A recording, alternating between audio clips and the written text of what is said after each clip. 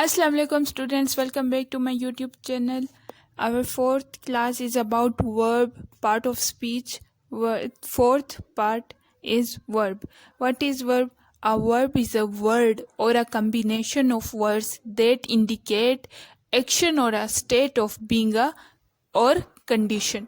अभी वर्ब हमारे पास क्या है? अगर हम सिंपल वर्ड में कहें tell us what the subject perform, ये हमें बताता है कि वो जो सब्जेक्ट है हमारा वो क्या काम परफॉर्म क्या कर रहा है. ये हमारे पास क्या कहलाता है? वर्ब. वर्ब एक वर्ड में भी हो सकता है और कम्बिनेशंस ऑफ वर्ड्स भी हो सकते हैं वर्ब के. जैसे कि अगर मैं बोलूँ Aslam does not like to walk, अभी हमारे पास यहाँ पे डज नॉट लाइक जो है ना ये हमारे पास वर्ब है और ये एक वर्ड नहीं यूज हुआ है, इसमें 3 वर्ड्स यूज हुए, मीन कम्बिनेशंस ऑफ वर्ड हैं. तो हमारे पास Aslam does not like to walk, अभी हमारे पास डज नॉट लाइक जो है ना ये हमारे पास क्या आएगा? वर्ब आएगा. उसके बाद अगर मैं बोलूँ अली वॉक्स इन द मॉर्निंग, अभी हमारे पास वॉक जो है ये हमारे पास वर्ब आएगा.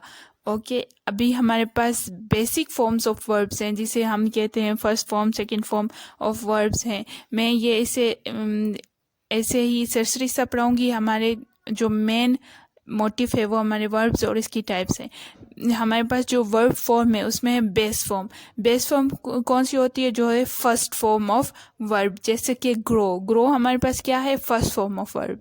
जो सेकंड हमारे पास वर्ब फॉर्म है वो है पास्ट फॉर्म, जिसे हम सेकंड फॉर्म ऑफ वर्ब को कहते हैं, जो कि है ग्रीव. ये हमारे पास सेकंड फॉर्म ऑफ वर्ब है. उसके बाद जो थर्ड है प्रेजेंट पार्टिसिपल, जिसमें first form plus ING use होता है, जैसे कि ग्रोइंग प्लस ING. ये हमारे पास third form of verb, mean third part पे आता है हमारे पास फॉर्म ऑफ वर्ड्स में, वर्ब में. उसके बाद जो है पास्ट पार्टिसिपल, ये जो है ना हमारे पास थर्ड फॉर्म ऑफ वर्ब कहलाती है, जो कि हमारे पास है ग्रोन. ये हमारे पास ग्रो की थर्ड फॉर्म ग्रोन आएगी. उसके बाद जो फोर्थ है वो हमारे पास आएगा जेरेंट. जेरेंट क्या? ये मोस्टली बहुत इंपॉर्टेंट होता है और ये कॉमन भी है. जैसे इसमें जो है ना first form plus ING use होता है, लेकिन ये function as a noun perform करता है, एज अ नाउन भी परफॉर्म करता है सेंटेंस में. उसके बाद जो लास्ट है वो हमारे पास है इनफाइनाइट फॉर्म्स ऑफ वर्ब, जो कि 2 plus first form of verb use होता है. जिसमें 2 और first form of verb use होता है वो हमारे क्या कहलाएगा? Infinite form. जैसे कि to go, to grow, to walk, ये हमारे पास क्या आएंगे? Infinite forms of verbs. अभी हम चलते हैं टाइप्स ऑफ वर्ब की तरफ. अच्छा, जो फर्स्ट टाइप है वो हमारे पास फाइनाइट वर्ब है. What is finite verb?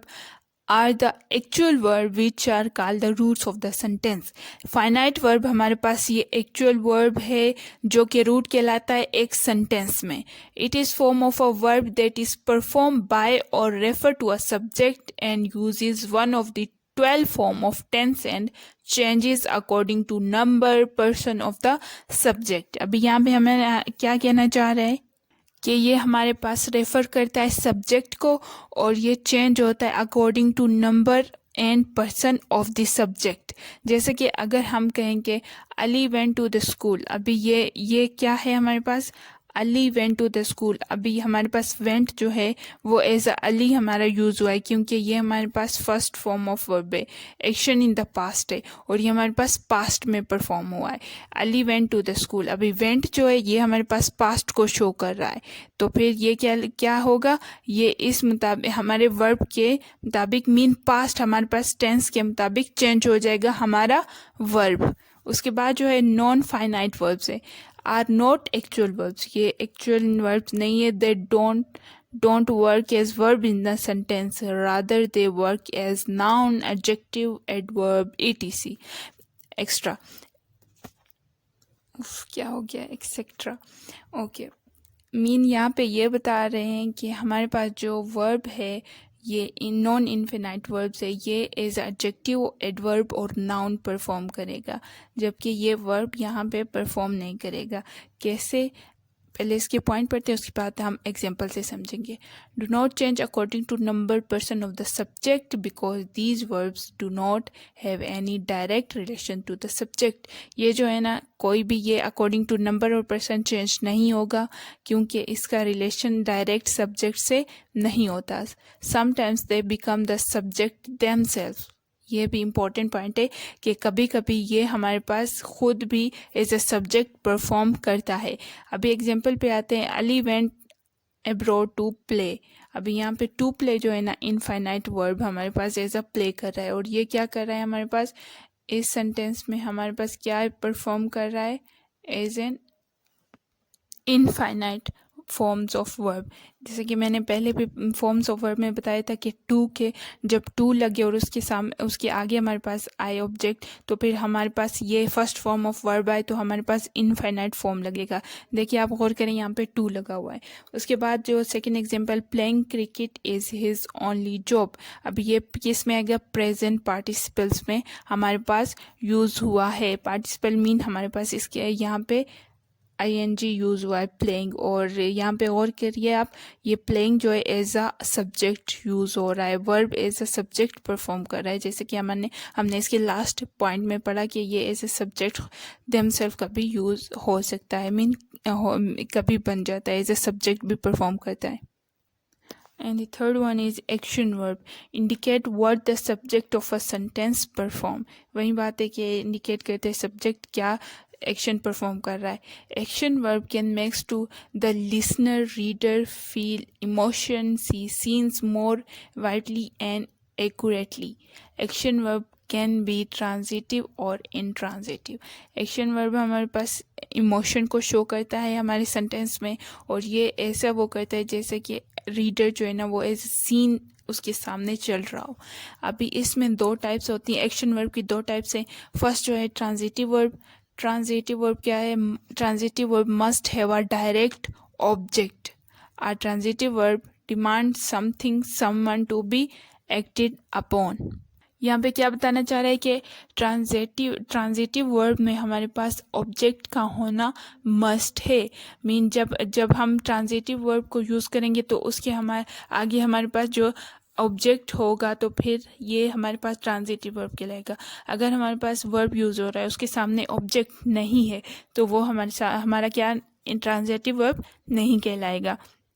जैसे कि example, I painted the car. अभी I painted the car, I painted, अगर हम सिर्फ ये बोलते हैं आई पेंटेड तो इसको यकीनन ज़रूरत पड़ेगी ना ऑब्जेक्ट की। आई पेंटेड, क्या पेंट कर रहे हैं, तो फिर यहाँ पे आई पेंटेड द कार, तो पेंटेड को जो है ना वो ऑब्जेक्ट की ज़रूरत है। द कार हमारे पास क्या है, ये हमारे पास एज ऑब्जेक्ट है।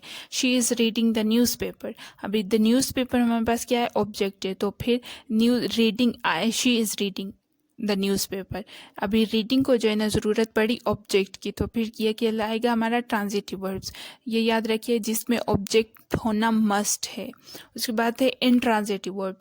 Intransitive words don't act upon anything. They may be followed by an adjective, adverb, preposition और another part of speech.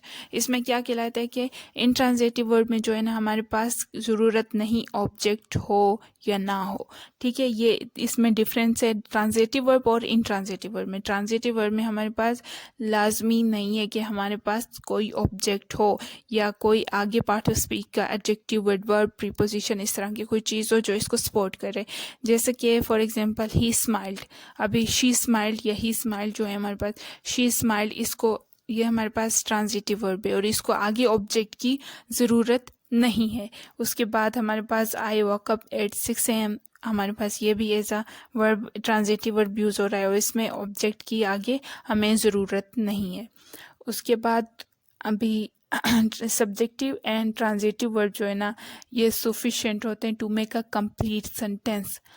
ये हमारे पास सब्जेक्ट और ट्रांजिटिव वर्ब जो है ना ये सफिशिएंट होते हैं कि एक कंप्लीट सेंटेंस को कंप्लीट करें एक साथ मिलके। But subject plus intransitive is not sufficient because transitive verbs demand a direct object.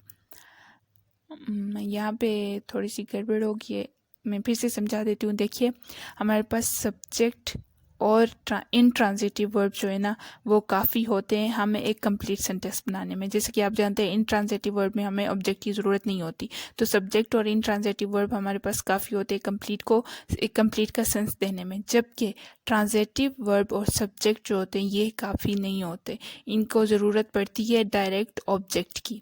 उम्मीद है ये आपको समझ आया होगा।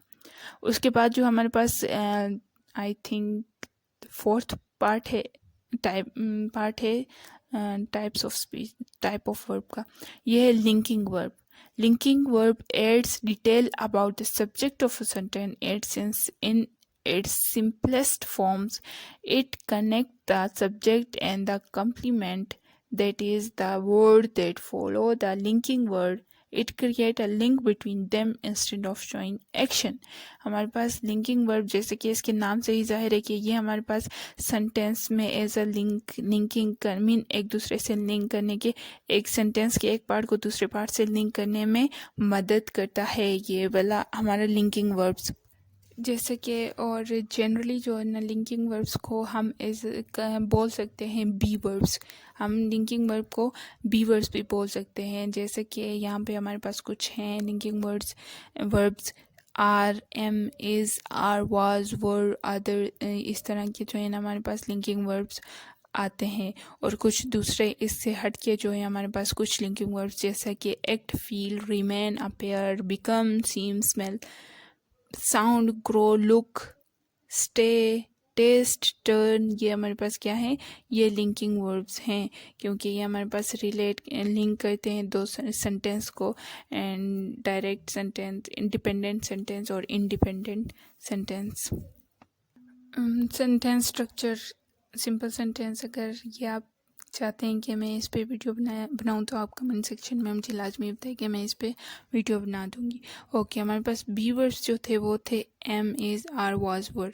और जो हमारे पास दूसरे मैंने अभी बताया जिसमें फील, रिमेन, अपेयर, बिकम, ये कुछ एग्जांपल है। Sound, grow, look, stay, taste, turn, ये हमारे पास क्या है, एक्शन वर्ब्स कहलाते हैं। ये हमारे पास क्या कहलाते हैं, एक्शन वर्ब्स। अच्छा, ये थोड़ी सी कन्फ्यूजन होती है कि सेंटेंस में किस तरह ये एक्शन वर्ब मीन हम लोग कैसे ये करें कि ये हमारे पास एक्शन वर्ब्स ही हैं। इसको हम लोगों ने अगर फिगर आउट करना है तो हमें जो है ना इसको रिप्लेस कर देना है बी वर्ब से। ये जो मैं बोल रही हूँ आपको समझ नहीं आएगी, एग्जाम्पल से हम समझते हैं। जैसे कि she appears ready for the camp. अभी यहाँ पे अपेयर हमारे पास एक्शन वर्ब है, हमारे पास एक्शन वर्ब कहलाता है, एक्शन लिंकिंग वर्ब कहलाता है। और ये अगर हम इसको चेंज करें, she is ready for the game, अभी यहाँ पे देखिए अपेयर जो है ना इज़ में चेंज हो गया, तो फिर ये सेंस बना रहा है। तो फिर यहाँ पे ये एग्जांपल मैं ये बताने की कोशिश कर रही हूँ कि हमारे पास एक्शन वर्ब जो है अगर हम उसे बी वर्ब में चेंज करें तो उस टाइम भी वो अगर सेंस बना रहा हो तो फिर यकीनन ये हमारे पास एक्शन वर्ब होगा। मीन अगर वो सेंस, अगर हम एक्शन वर्ब को बी वर्ब में चेंज कर दें तो फिर वो अगर सेंस दे रहा हो तो फिर हमारे पास ये एक्शन वर्ब या लिंकिंग वर्ब होगा। उसके बाद जो फिफ्थ टाइप ऑफ वर्ब है वो हमारे पास एक्सिलरी वर्ब है। Auxiliary verb also the helping verbs, ये आल्सो हमेशा हमारे पास हेल्पिंग वर्ब भी एज अ हेल्पिंग वर्ब भी जाना जाता है। An auxiliary verb extends the main verb by helping the show time tense possibilities. The auxiliary verbs are be verbs जैसे हैव, डू, हमारे पास ये भी कहलाते हैं। अच्छा ठीक है, एक्सिलरी वर्ब्स क्या होते हैं, ये हमारे पास हेल्पिंग वर्ब्स होते हैं। हेल्पिंग वर्ब्स यू नो हमारे पास जैसे कि इज, एम, आर, ये सब ये हमारे पास क्या कहलाते हैं, हेल्पिंग वर्ब्स कहलाते हैं। तो फिर एक्सिलरी वर्ब हमारे पास एक्शन वर्ब हेल्पिंग वर्ब्स भी होते हैं। जैसे कि example, Ali is going to school, अभी इज़ जो हमारे पास है and this is our helping verb, auxiliary verb. उसके बाद जो लास्ट है हमारे पास है वो है modal verb, is a kind of an auxiliary verb. ये एक्सिलरी वर्ब भी होता है लेकिन ये मॉडल वर्ब, जैसे कि आप सब जानते हैं मॉडल वर्ब जो होते हैं जो हम यूज़ करते हैं must may, might, ought to, shall, should, will, would, ये हमारे पास मॉडल वर्ब्स कहलाते हैं। मॉडल वर्ब्स अगर आप चाहते हैं कि मैं इसके यूजेस बताऊं मॉडल वर्ब्स के, तो आप मुझे बता दीजिए कि ताकि मैं इसके सेपरेट वीडियो बना सकूं। और ये हमारे पास मॉडल वर्ब्स बेसिकली किस लिए होते हैं, ये हमारे पास इमोशन शो करने के लिए होते हैं, जैसे कि एबिलिटी, परमिशन, एक्सपेक्टेशन, ऑब्लिगेशन, इस तरह के जो हैं हमारे पास मॉडल वर्ब्स यूज़ होते हैं instead of auxiliary verbs, helping verbs. अभी मैं एग्जांपल दूँ तो I may want to talk to you again. अभी हमारे पास मे जो है ये as a modal verb perform कर रहा है। शी शुड कॉल हिम, अभी ये शुड जो है हमारे पास, ये हमारे पास as a modal verb use हो रहा है। तो यहाँ तक हमारे पास ख़त्म होते हैं वर्ब्स के टाइप्स। तो उम्मीद है आपको ये वीडियो समझ आई होगी। अगर समझ आई है तो प्लीज़ मेरे चैनल को सब्सक्राइब एंड लाइक कर दीजिएगा। अगली पार्ट्स ऑफ स्पीच की वीडियो तक के लिए अल्लाह हाफिज़।